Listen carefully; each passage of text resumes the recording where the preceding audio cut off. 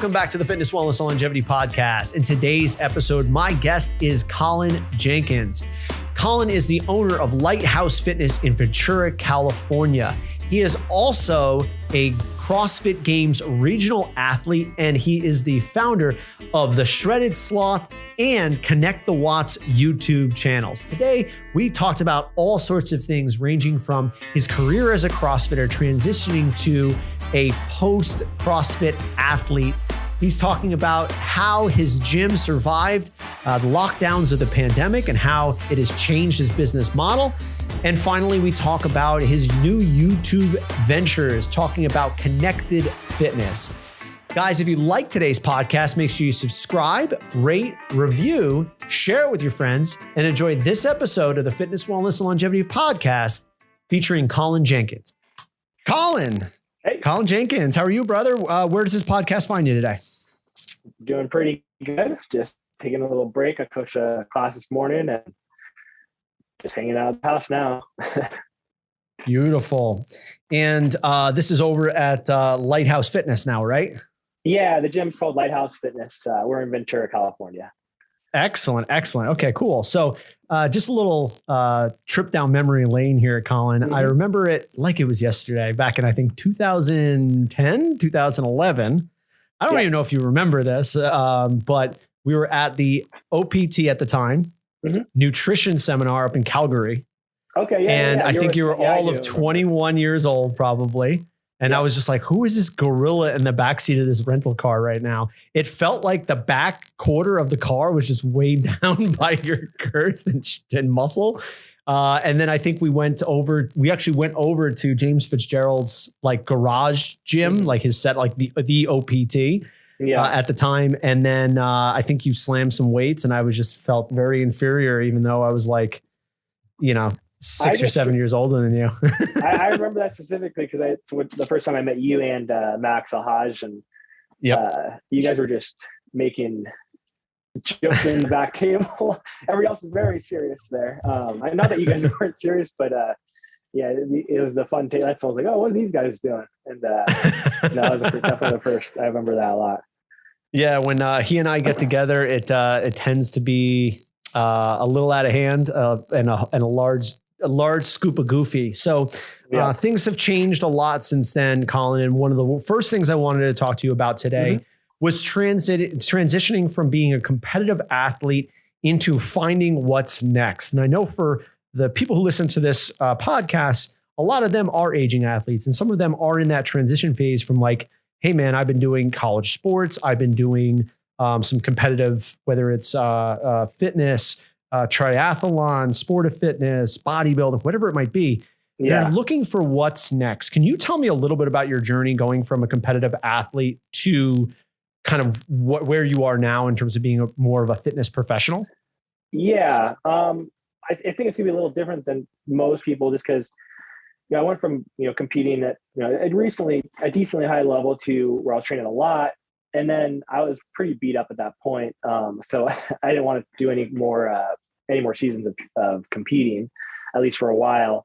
But also, so my body was kind of broken down a little bit. So that kind of limited my training for a little bit.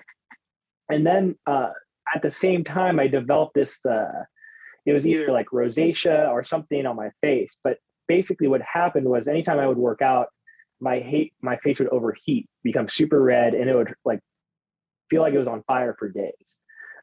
So that kind of prevented me from even wanting to train very much for a few years until I had a sort of handle on that. But yeah, that was a really hard transition to go from working out a lot to maybe doing 1 to 2 workouts a month.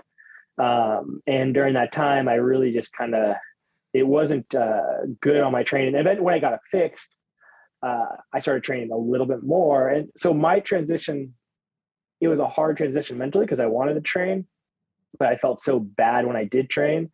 So I was kind of forced to cut things back a little bit where, and maybe I'm lucky because otherwise I would be still trying to do that maybe more than I needed to or should. But I was in kind of a position where I kind of got forced back a little bit.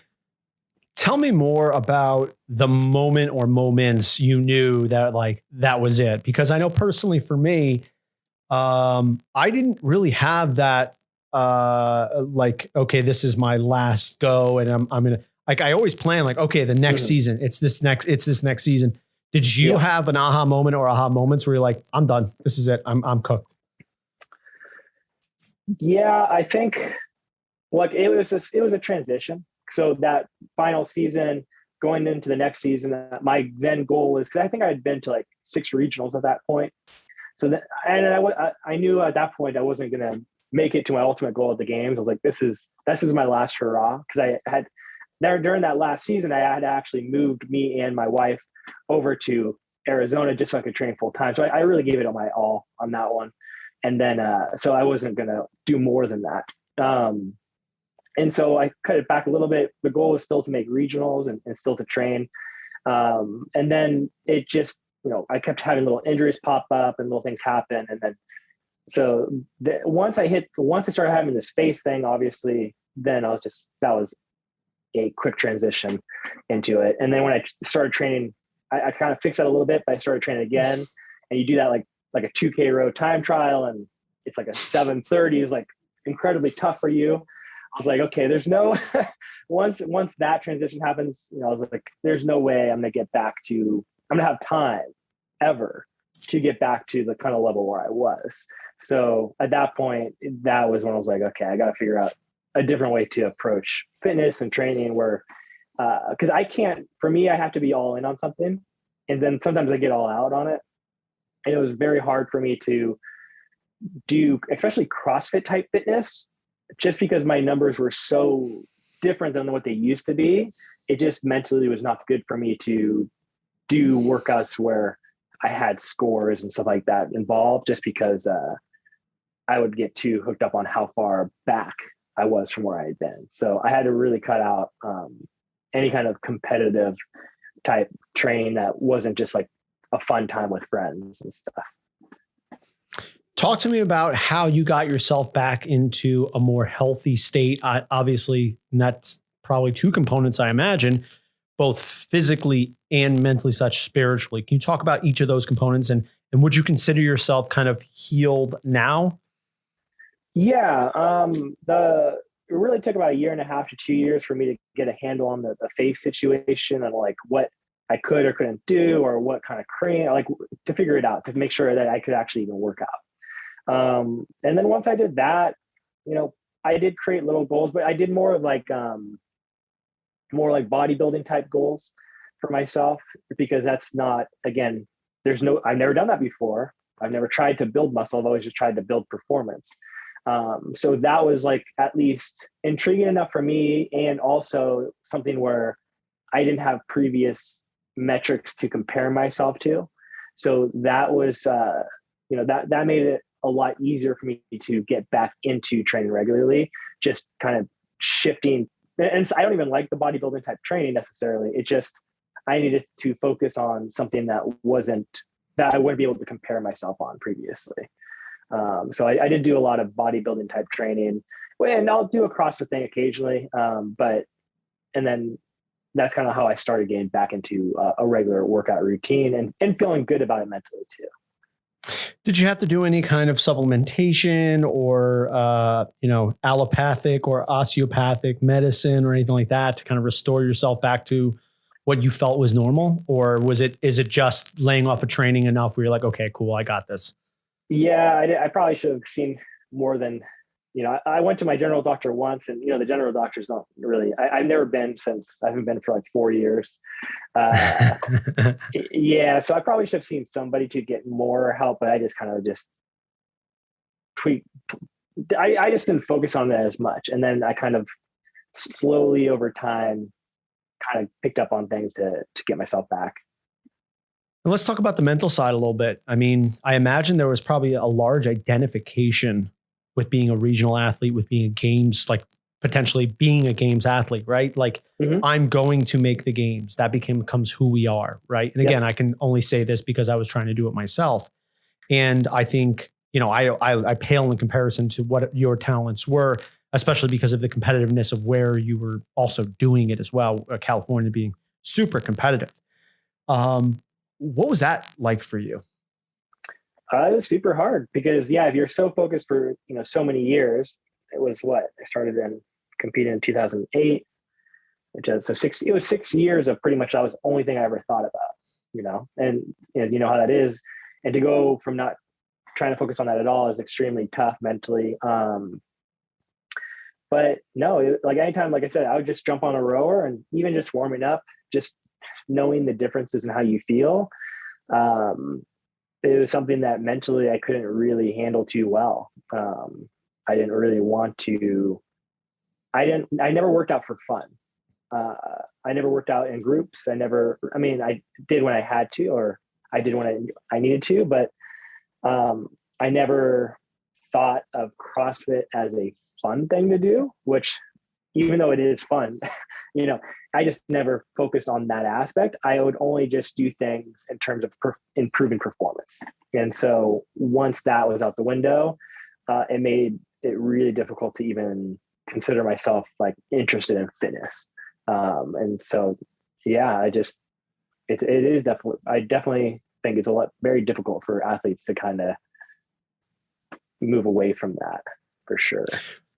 Were there any tools that you used, or techniques or ideas, or did you talk to anybody about this? Or is this something that naturally, as you started moving further and further away from being a competitive athlete to, like you said, just working out for fun, getting into some bodybuilding stuff, did it just dissipate over time, that like urge inside of you? Or is this like a concerted effort to like, hey, I need to fix this? It was just over time. And, like you'd get like a 2 weeks where you start feeling good with training and be like, oh, maybe I should train some regionals again. And then you're like, no, that's not going to happen. But besides those little like fleeting moments, no, it was just very gradual, where, even, I don't think it ever goes away, to be honest. Even when I train and I do CrossFit stuff now, I'm like, hey, I'm like 2 years away from masters. Maybe I should try doing that. But, it's, you get these little thoughts, but I don't think it ever goes away, especially if you've been an athlete for so long. You always want to, if you're doing a workout, you want to beat everybody else. And so I don't know if you can get that out, but it definitely can dissipate over time. And for me, I didn't do anything specific. I just, it just took a couple of years, but that's what helped most. You were probably one of the first CrossFitters that I knew that almost went into the sport of CrossFit as like an 18, 19-year-old, right? Like you look at it nowadays, they have obviously a teen division, but at that time you were going against world champions who were in their 30s and legends of the sport. Khalipa, I imagine in your region, you probably also had Marcus Philly, I imagine, right? Like some monsters in that area. How was it being that young competing against these athletes that you probably looked at on the CrossFit Journal and that kind of thing?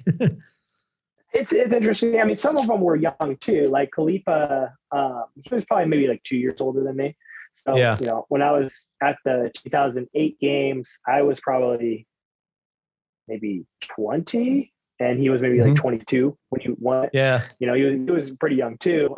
But yeah, I mean, it was really an interesting experience because you go into a situation and, like, for example, the 2008 CrossFit Games, like I didn't have like, I was so young that I was like, I went there, I signed up for it, and my parents' house was like 30 minutes away from Roma's, and I was so worried that I was going to sleep in through the events that I just brought my car and I took a sleeping bag and I slept on the grass. And then like Tony Budding's wife would come over and like make sure I was like okay. And I don't think anybody else was there doing that because most of the people were a little older. Maybe they trusted themselves not to sleep in. But when you're like 19 and you're used to sleeping in, and they're like, "Oh, you got to be here at 8." You get a little concerned, but you're very excited because you want to be a part of it. So yeah, stuff like that happens. And now as you look at the athletes these days and, the numbers they're putting up, the abilities that they have, like, Do you feel, one, what are your thoughts on those in a general sense? But two, does it diminish your achievements as not only an athlete, but obviously a competitive athlete in this same sport? Well, I think they just I think the numbers, I don't think it diminishes anything from anybody at any time.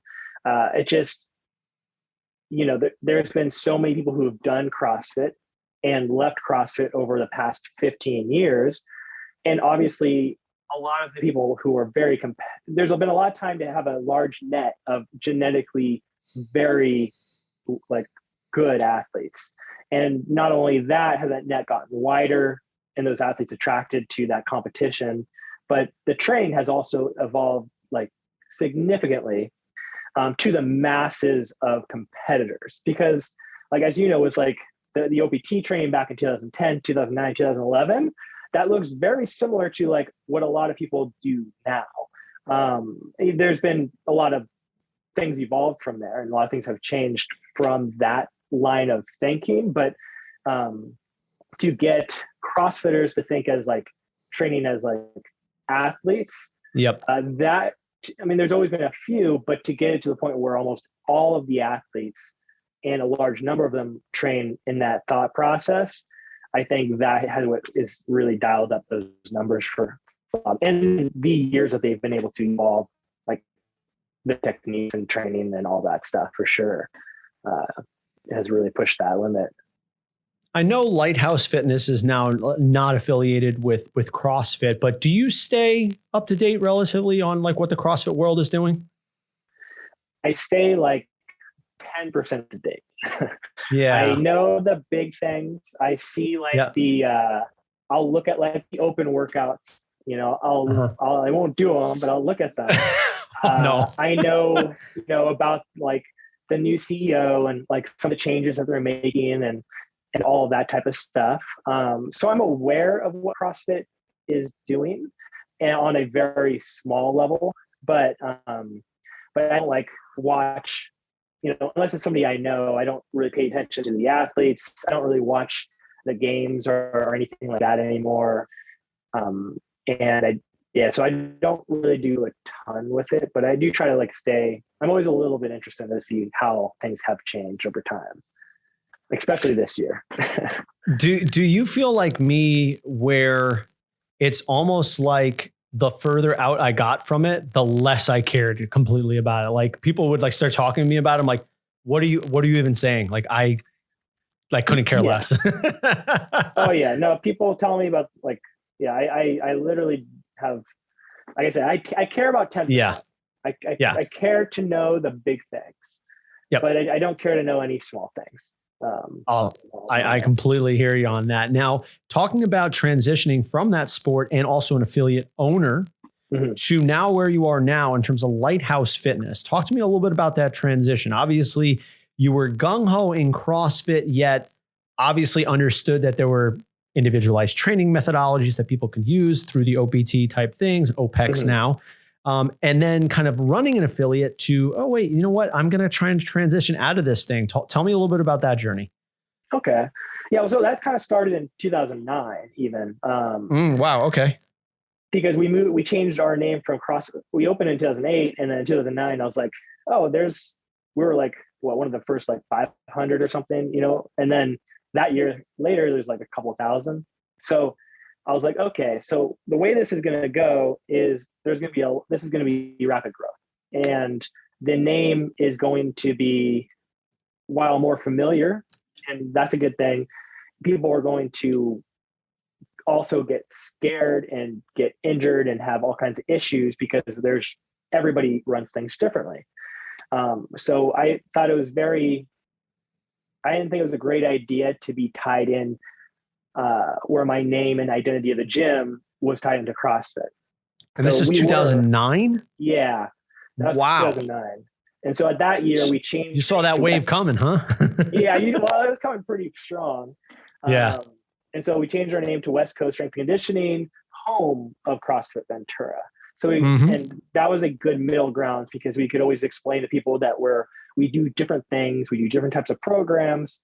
but we also are a CrossFit affiliate for those who like to compete and are interested in the sport, which is CrossFit. And I thought that was a good way to be involved in that sport while not saying we're the same as every affiliate that opens up. And then in 2014, after I stopped competing, I did sell the gym.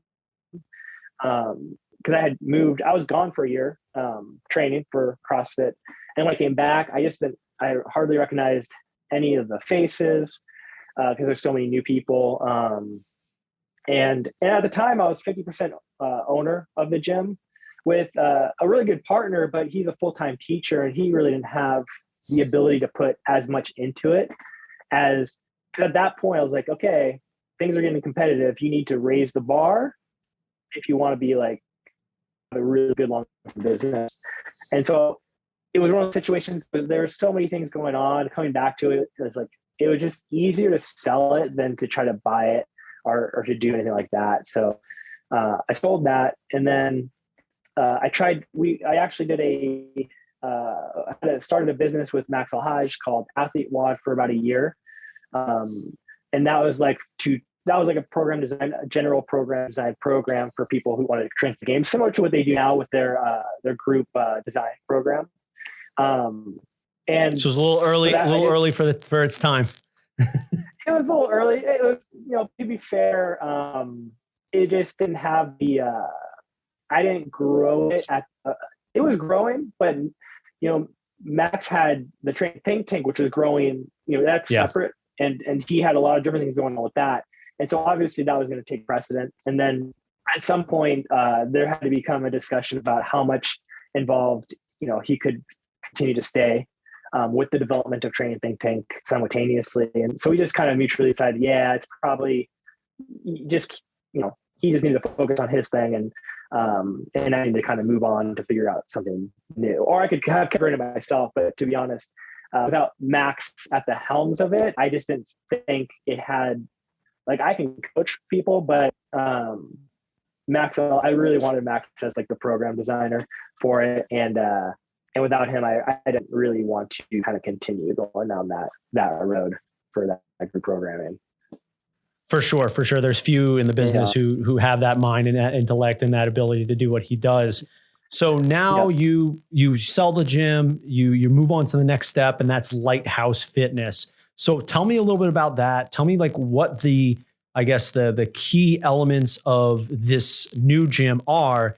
And then maybe after that, we could talk a little bit about how this last year went for you. Okay. So after about a year after the Athlete Wide, I tried doing some other stuff. It wasn't that interesting to me. And I still kept working out with my friends and their garages and stuff like that. And I just really noticed it, like the gyms in the area, I would have assumed they just kept getting even more kind of CrossFit-y, like in the sense, not that cross is bad, but in the sense that it was less well designed for people who are maybe mid to late 30s, entering their 40s or beyond. Like they're just like getting messed up. And like, while the CrossFit stuff was fun, I thought there was I was counting like how many people in this city have started CrossFit and quit CrossFit at this point. It's tens of thousands. And those people will never probably come back to CrossFit. And then not that even if they didn't even get injured or whatever, maybe it just wasn't for them. So I just figured, well, let me try opening something up that's going to be not CrossFit, but a little bit more kind of the training that I would do. That's maybe less competitive.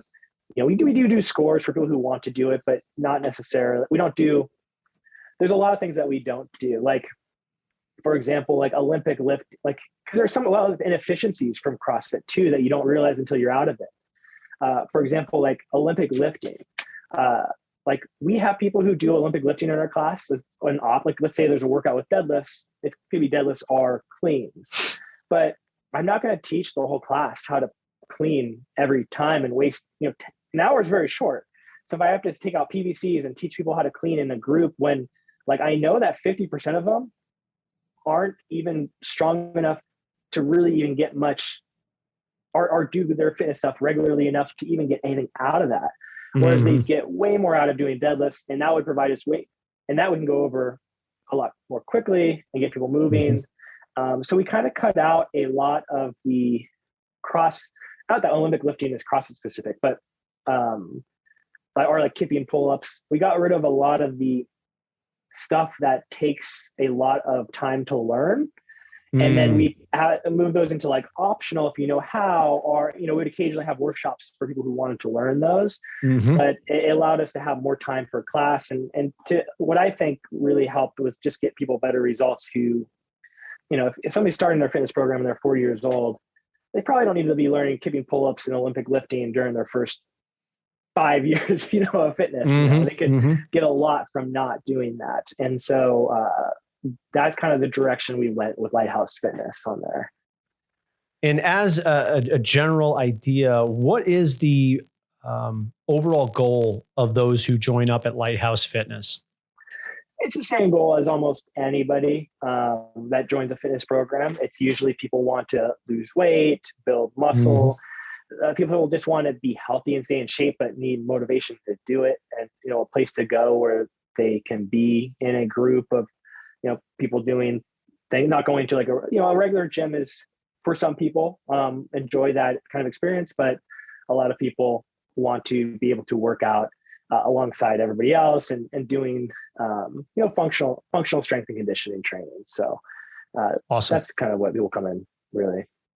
Beautiful. Okay, cool. So now we go into, and what year did you open up Lighthouse Fitness? The end of 2016. Okay, so you guys are open for a good solid 4 years. Obviously, you're not using the name brand of CrossFit. So I imagine every single member that comes into the door is like, I'm here for Lighthouse Fitness. So it must have been an endeavor to obviously sign people up and get them prepared and see the results, et cetera. So then we transition to 2020, and March 2020 hits, and I've talked to a few other coaches and from the Northeast. Obviously, I'd went through it down here in the Southeast, but now we have out in California here. Tell me a little bit about how this went. Yeah. Well, March 17th, we get, I think it was 17th or 18th or something like that. We get the notice that like I think California was the first to shut things down. So we get a notice to shut things down. I immediately that night start emailing the landlord, like going through all the things that we need. And I think, it was part of timing, but also we got lucky by having a landlord who was kind of not just some big random business. Cause I just laid out, I was like, hey, like I laid out the night before we were shut down. I was like, hey, here's what's going to happen. This is what we're going to do in response to it. But the fact is, like, I don't know how long this thing's going to be, but I know it's not going to be 3 weeks, like they were saying, and it's going to be probably a long time. So here are 3 different options we can choose from in terms of how to build a rent program so that we don't leave, because otherwise it's not going to work. And so luckily he worked with us on creating a program that made sense. It was fair. So that was, a big chunk. And then we just kind of cut overhead. We ran stuff online like a lot of people did for a month or two till June. And then we went back. And so luckily we had just moved into a new facility the July prior. And the new facility has like 5,000 square feet of enclosed outdoor space. Oh, wow. Yeah, it's a huge back area. And we had built a 3,000 square foot concrete pad to make it flat and all that. So when we came back, we tried experimenting with different things by having certain people inside and outside. And, but then eventually I was like, we're probably going to be forced out of the building again. And we were. And so we just we just made sure we had good shades installed, and just like, cause in California, it was after June, they allowed outdoor workouts to remain the whole time. So we were able to do all of our training outdoors. We had everything distanced, and we would have like 3 workouts out there. So when you came in, you would choose one of the 3, and they'd all have different equipment that way. Because if we had to redo the same workouts, well, we can't share equipment. So we wouldn't have the amount of equipment to make that work. So we would have 3 to choose from and kind of figure it out. People would go inside, take it out, and then roll to their spot. And it worked pretty well until, what was it, this month? Like 2 weeks ago, we started moving things back inside as well. So June, you get the okay to be outside. Yep. Now and that was June 2020. Yeah. So now we're in April 2021 and you finally have gotten the go ahead. So it's close to 10 months outdoors. Yeah. Yep. What was the response of the membership?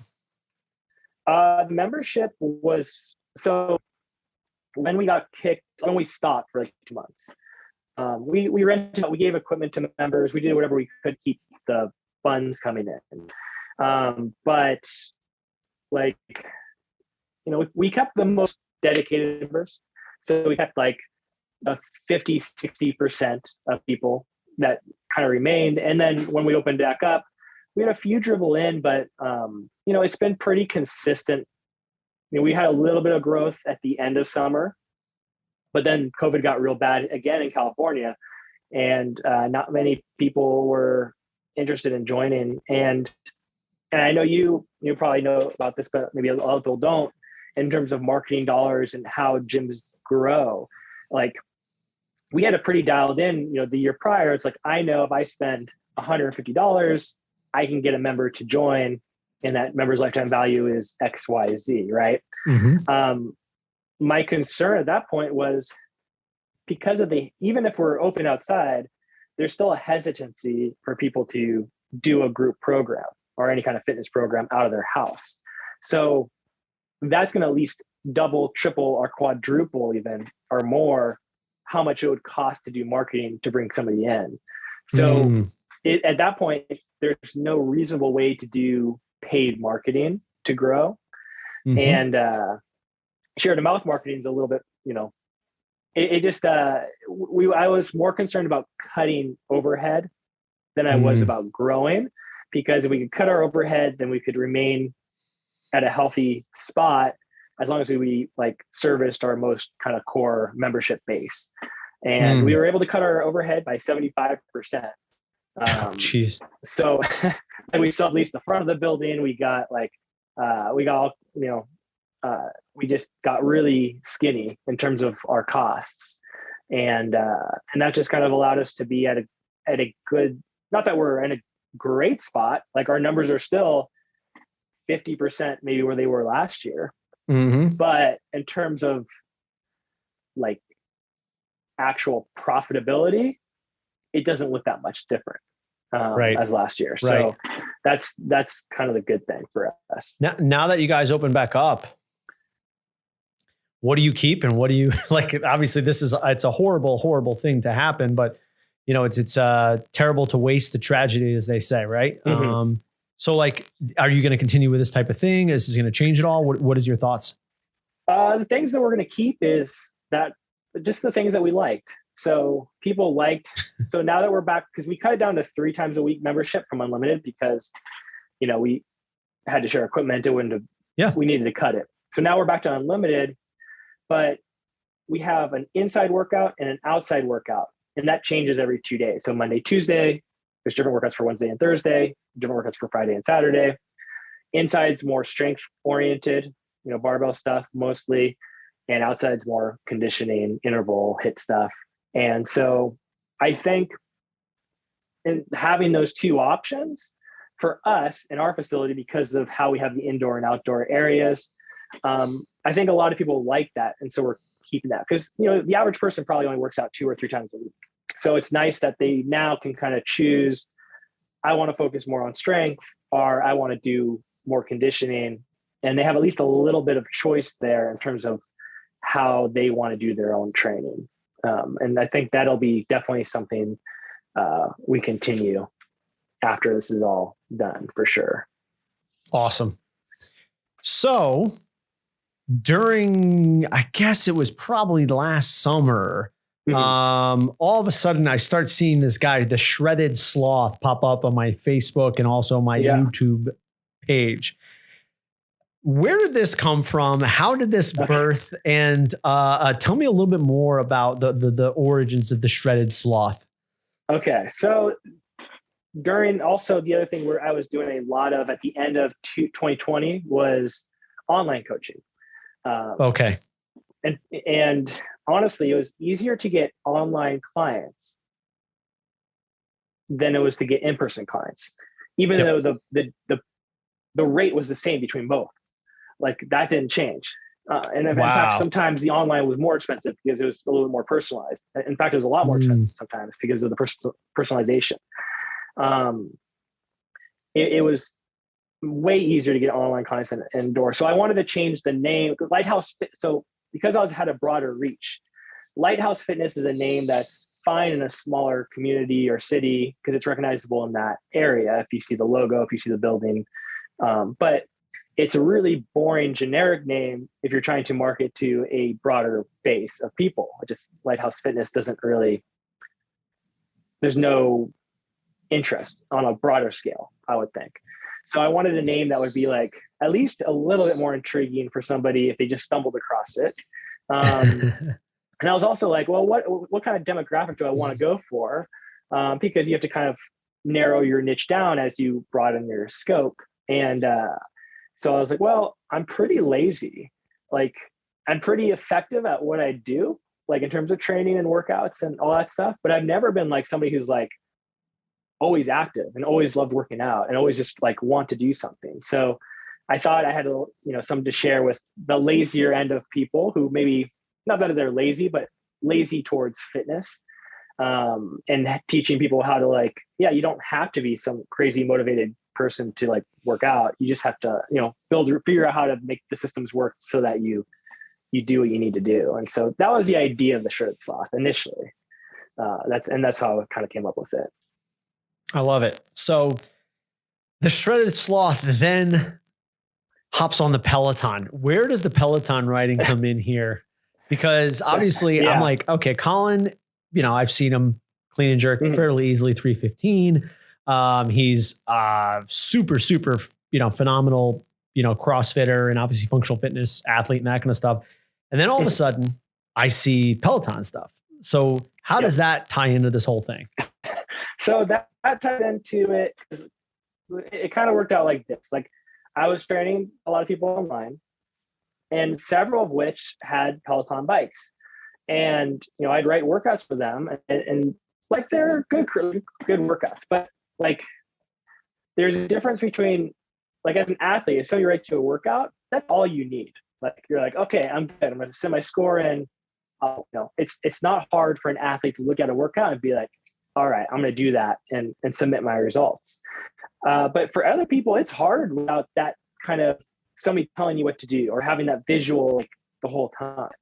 And so athletes saying like, I have these strength programs and strength workouts and I do these rides on my Peloton. And is there any way I could do those? And in my head, I'm like, well, you could, but they're probably, pretty shitty, like it's online. It's, like that's my assumption, never having done anything like that. So then I started looking into it and watching some of the videos and kind of breaking down like their strength stuff and what they do. And, they make so much, they make like 100 videos a week. Like they have a lot of content. And so there's some coaches who are like, not that great, but there's some on there that are like, they're great classes. And if you're working out from home, like, and you need somebody to watch or, you need that motivation. So I was like, yeah, take this person's classes, take this person's classes. And then, on the bike, do some hill intervals on this day and, do an easy ride on this day. So I was pretty much for those people giving them like a Peloton schedule. And then I started doing simultaneously at the beginning of the year, I started doing the YouTube stuff, and the YouTube really had no initial goal. My goal was just to make YouTube videos on fitness, but at first I was going to talk about like, fitness relative to like COVID stuff, maybe what to do for people who like to help prevent or, that type of stuff. But I quickly figured out that's not discoverable through YouTube. Like they don't want they don't want people sharing COVID information who aren't reliable sources. So that's not like a really good way to grow your channel if you're just getting started. So I was like, because, and like it's very hard on YouTube to get, even if you have good information or if you have good videos, it doesn't really matter. Because a lot of it has to do with what is in the space that you're presenting it to and what their algorithm is going to decide to do with that. And so my philosophy on YouTube is I needed to niche down in a extremely small subject and just win that subject and then make YouTube know that I'm an expert in that singular subject that has low competition. And looking at Peloton stuff, I was like, wait, there's how many people have Pelotons? What's the search volume on this? And I was like, okay, so maybe, because it's fitness advice is fitness advice. Doesn't matter if you do Peloton or CrossFit, or like almost, if it's good advice, it applies to almost everybody. And so I was like, well, let me see if I can give what I know with fitness to people who own Peloton bikes. That seems like an area that I can win, a niche I can win. And so that's when I just started pumping out Peloton videos, whether it was the news and all this stuff, just to get Peloton people over so I could kind of then teach them fitness stuff.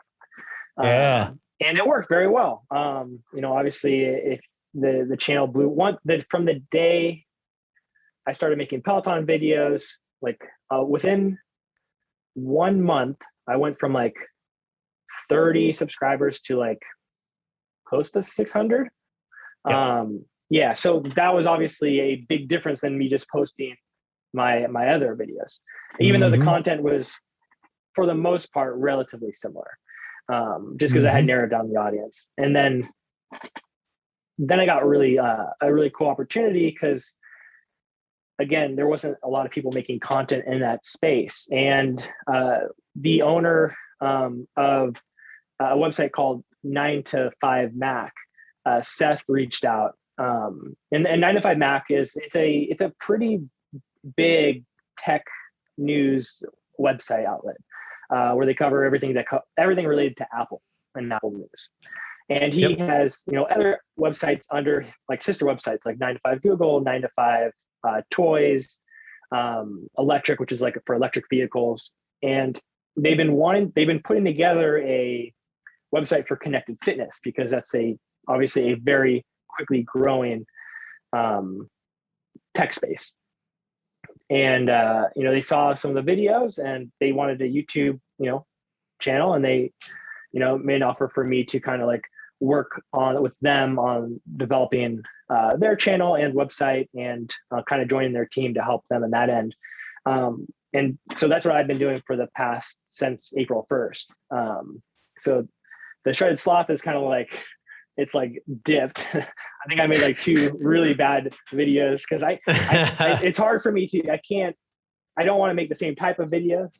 So it's like the subject line is completely kind of shifting. I honestly really don't know what to do with it. I don't want to let it die. So I'm kind of like every few weeks, I'll try to like figure out something real quick. But yeah, my focus is on the Connect the Watts channel and the Connect the Watts website, and developing content for that. And that's going to be, that covers, Peloton's a big part of that because of its dominance in the space currently. But there's a lot of different players in that space with like iFit, Nordic Track, and Equinox. Like there's a lot, Tonal. There's a lot of fitness tech things going on right now. So there's a lot to work on. For sure. It seems like, I think preventative medicine has almost been like picked up by the fitness community. You know what I mean? I mean, I saw the other day that you were testing out Levels, which is a glucose, a CGM, continuous glucose monitor. I mean, most people who are non-diabetic would never know what that thing is. Yeah. So, obviously the fitness community is like, okay, we have people who are willing and wanting to be into preventative medicine or maybe optimizing their health. So You are definitely more of an expert in this space than most here, Colin. And obviously I would be remiss if I didn't ask you maybe a few questions in terms of the trends and what you see and what is valid and what is not. Yeah. If someone's sitting at home right now and they're listening to this podcast, they have a hard time getting to the gym. What is your thoughts on them potentially getting a Peloton bike? Is it a thumbs up or a thumbs down? Oh, it's definitely a thumbs up. Like, okay, between me and my wife, we use it every day, easily. Oh, great. Okay. The value is there for those who want it. But it's not the only option, right?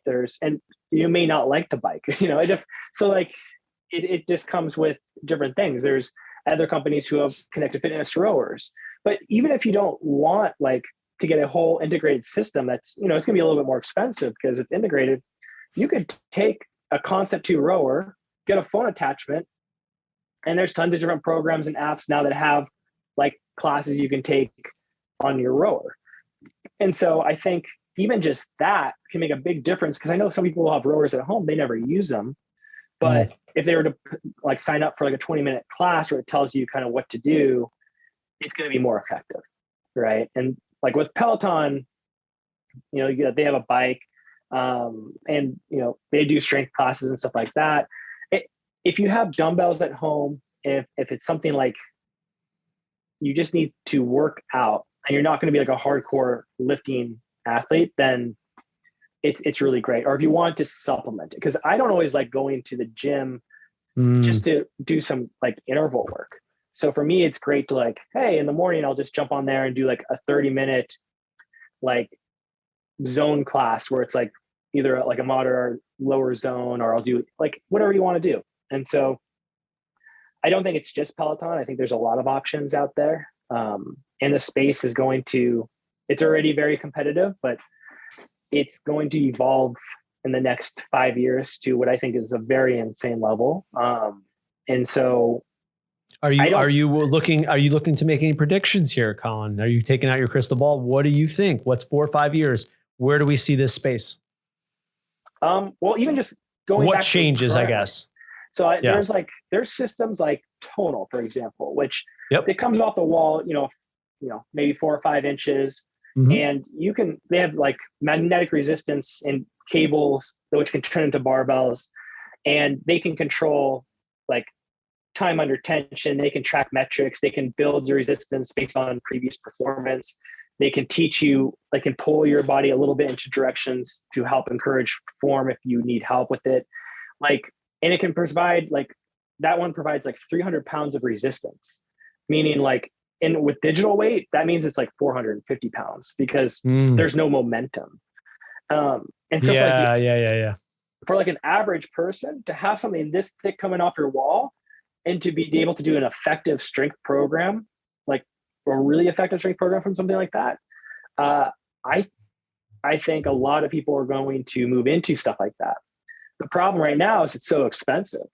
It's like $4,000. It's monthly costs for memberships. It's, hey, this is a new device. Is it going to break down in 3 years? So there's a lot of kind of, I think it's just so new that really the people into that stuff right now are just kind of the first adopters. But the scale is growing pretty rapidly. And I mean, it's growing more rapidly than CrossFit ever grew. Right. And so like, give it 3 or 5 years, I'd be very surprised if anybody interested in fitness doesn't have at least one connected piece of tech into their home, whether it's a strength device or a bike or a rower or something. There's your prediction by old Colin Jenkins here, the Shredded Sloth. He says within 4 or 5 years, you will have a connected device in your household. Colin, I want to ask a follow-up question about the Peloton. Peloton is a bike. It has classes, but I think one of the biggest aspects about it that is so appealing is the class structure, is having your name on the leaderboard. How much is the community involved for people to not only purchase, but then also retain memberships as they have their Peloton? Yeah. And that's honestly why Peloton's winning so well. Okay. So I'll give you a comparison. So like Peloton did about a little over, like between 1 and 2 billion of units sold of money from units sold last year. Another company that's, did a similar amount with iFit and other stuff. But if you go online and you look up Peloton groups, like on Facebook or different groups, there's dozens upon dozens with tens of thousands of people, and which are super active. People post pictures daily. If you go to their, people are hardcore dedicated to that community, as hardcore as I've ever seen it with CrossFit or anywhere else. And that's kind of what, there's a very big parallel between those two. CrossFit and Peloton, if you were to look at CrossFit dominating from 2010 to 2020, you can run those same parallels right now, where CrossFit's kind of found its level ground. I don't think it's dying, but I don't think it's going to grow. It's not growing, at least not in the US. And it's its best days or it's behind it. Yeah. And so I think what you'll see right now is, Peloton is going to really, that growth curve for Peloton is very, very big right now. And again, it's not just Peloton, because these other companies could make changes to fix these kind of community or marketing, whether it's, I don't know if it's the marketing or what, because some of them have really good stuff, just as good as Peloton in some cases, but it's just kind of the direction where all the attention right now is more on Peloton than some of the other companies. Yeah, as an observation, I think Airbnb is one of those things. There's hotels.com, there's Book It, there's all these other things. But do you hotel.com a place? Do you Airbnb? It becomes part of almost the lexicon. Are you going to Peloton today? It's the same thing as CrossFit. CrossFit is, are you CrossFitting today? That kind of thing. Last thing I wanted to ask about you, because you hit on it already, which was the idea of this Facebook community of Peloton, which is enormous. I think it's undeniable. What are your thoughts on potentially Peloton overlaying a dating app on the Peloton kind of operating system? I mean, I don't think that will happen. I mean, it could. I mean, sure, you could do anything. They have groups. I've seen it on Facebook too. I mean, if it's big enough, anything can happen. But Peloton is doing a few things that it seems like in a lot of ways they are trying to emulate Apple as much as they can, where they focus on not lower cost items, but very premium, high cost items that are at the peak of whatever is technically available, technologically available for them currently. They aren't doing the same type of marketing that other companies do. They have a very different marketing strategy. They don't want, their number one goal, I think, for marketing is they don't want it to seem like a gimmick. So either you'll see people smiling and working out. You might see that very briefly, but they have a very different strategy going on. And a lot of they are very picky and choosy about what they do, and they're very specific what they add. And I don't think. So you're bullish. You're bullish on the dating app. You don't think that's coming? I don't think that'll come. No. Oh, okay. All right. Fair enough. Yeah. They could sponsor. They could be. And dating app can be affiliated with a dating app. Bumble partners up with a Peloton. Maybe that's a prediction. They do a lot of partnerships. Sure. Okay. I could see for sure. For something separate, but yeah. Last thing I want to ask you about this space, Colin, before I let you go here is, I think when I look at Peloton, one of the main reasons why it has become so prolific is the learning curve for cycling. I don't, once you've learned how to ride a bike, it doesn't matter what bike it is, whatever.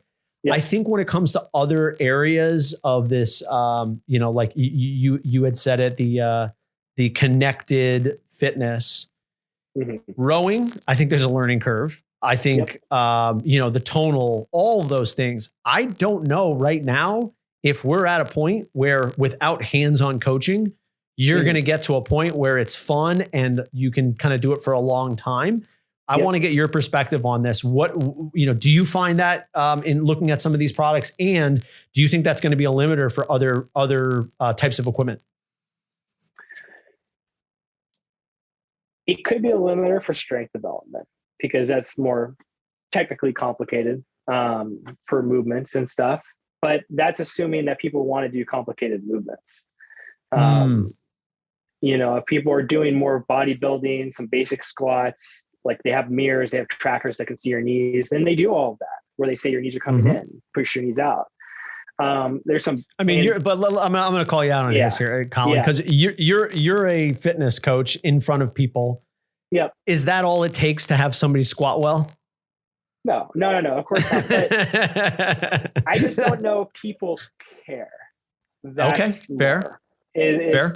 As a coach, of course, you care. Because I've seen the little thing. It's like, oh, knees out, get on your heels. But it's like, how many times are you going to say that before the person goes like, I don't want to hear that anymore. My knees hurt and my back hurts.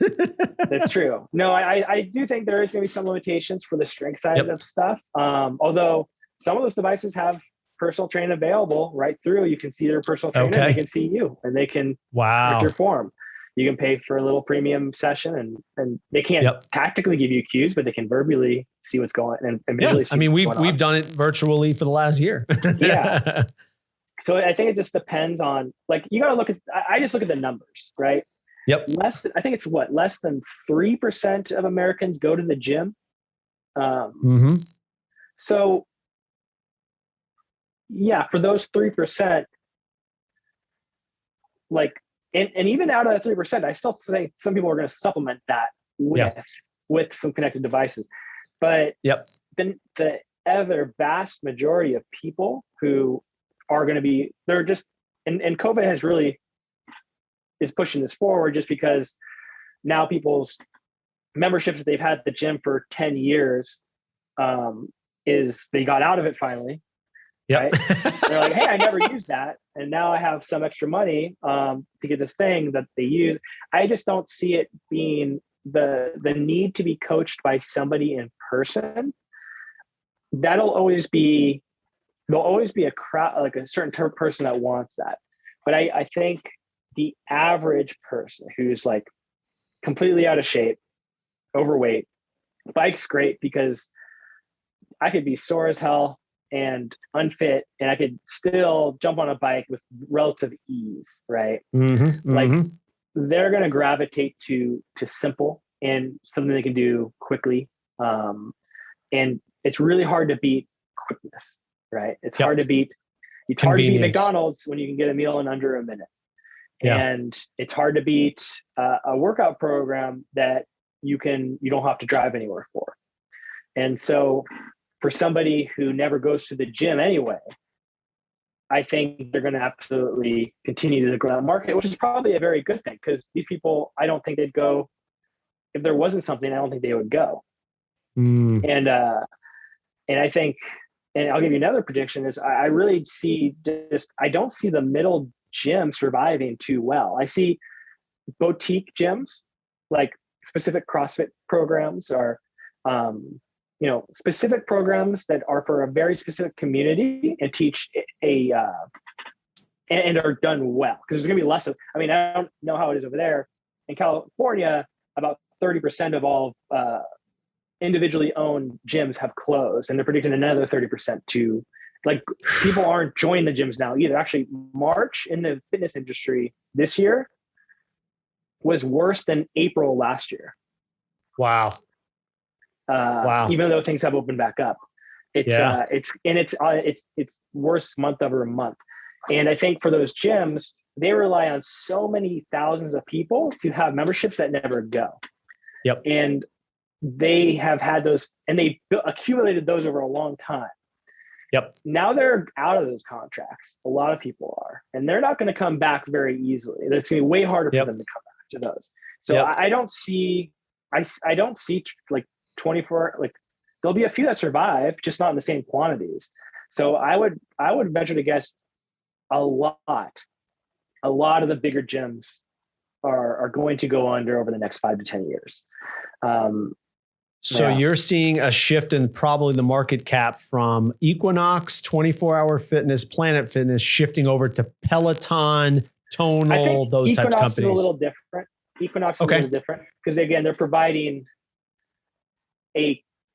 different types of classes that are very structured and coached, kind of like mini gyms in a bigger gym. If that, for sure, makes sense. And they don't rely on the numbers as much because they have high cost. Right. And Planet Fitness ekes by because It's just volume. It's so much volume. It's so cheap, and they have so much cheap. They have so much capital market, and they just dominate the market. The other ones like 24 Hours and Golds. Those both filed for bankruptcy this year. They both closed lots of locations this year. I don't think they're coming back. I think those are going to continue to dwindle. And I think individually owned gyms are going to continue to dwindle. And gyms, I think, that can't distinguish themselves far enough from what you can do at home will dwindle. Because I don't see Orange Theory coming back. I think Orange Theory is screwed because there's nothing that Orange Theory does that I can't do with a few dumbbells with a bike. Very good point. Very good point. All that from home and probably have more times. I don't have to worry about scheduling. Going to and from. $200 a month to do it. I don't have to. Yeah, I don't. There's a lot of. They don't provide anything much besides that, and that's where CrossFit they're not differentiated. They haven't really. They're not as relevant now. Well, it's relevant in that space, but the differentiation isn't there anymore. I can do it from my living room. Why am I going to go do it where you are? What makes them so powerful and so profitable is also what made them hurt so bad during the pandemic, because they're able to simplify things and do things in such a small amount of space. They can have 50 people in a class. That's so true. Without issues. And because of that, they rent out these very expensive areas to, further with their marketing. And then when the pandemic hit, well, they could have 10 people in a class. Well, that's not going to work for them. They need 50 people in a class after class. So they got hit by far the hardest. Those types of efficiencies that really helped them prior is hurting them now. And then now the people, I'm not saying it'll happen right away, but I think people are going to shift. And where CrossFit kind of wins or is in a good spot for those affiliates that have a good handle on their business is a lot of people just can't do that stuff at home. They don't have the space. They don't have they're not going to do it. And so with any type of barbell strength conditioning type programs, I think there's always going to be a spot for those for people interested in that. I just don't think, but yeah, I think those are going to be fine. It just not going to add as many of them because the amount of people interested in that, I think, is definitely less than it was before COVID. So whatever it was, and you can see with CrossFit and you can see with a lot of this stuff, it's not dying, but it's going back to a level that it'll probably maintain for quite a long time. But it's not going to grow, Got it. Colin, you've enlightened me with a lot of your insight into this area and your predictions. And obviously we'll see how this unfolds, but I mean, makes sense to me. Colin, how can we get a hold of you? What do you got going on? Obviously you got the Connect the Watts YouTube channel. Is that where we can find you best? Yep. That's the best place to find me is just the Connect the Watts YouTube channel. Usually post 3 to 5 videos there a week. And so that's I have a Instagram and stuff like that, but it's kind of not doing a lot there. So if you want to see stuff, it's mostly going to be on YouTube at Connect the Watts. Awesome. So if you guys need to get more Peloton information, tech information, connected fitness information, hit up that YouTube channel. It's awesome. It's well done. Colin does a really good job and it's getting better and better each week there, Colin. So I really appreciate your work. Thanks, man. Awesome. Colin Jenkins coming in from, where are you at right now, Colin? Ventura, California. From Ventura, California. Thank you so much for your time, Colin. All right. Thanks a lot. Take care, brother. Thank you. Thank you so much again to Colin for coming on to today's podcast. We had a blast. I learned a ton of new information. And if you learned something new from today's podcast, make sure you subscribe, rate, review, share it with your friends. And we will see you next time with a brand new episode of the Fitness, Wellness, and Longevity Podcast.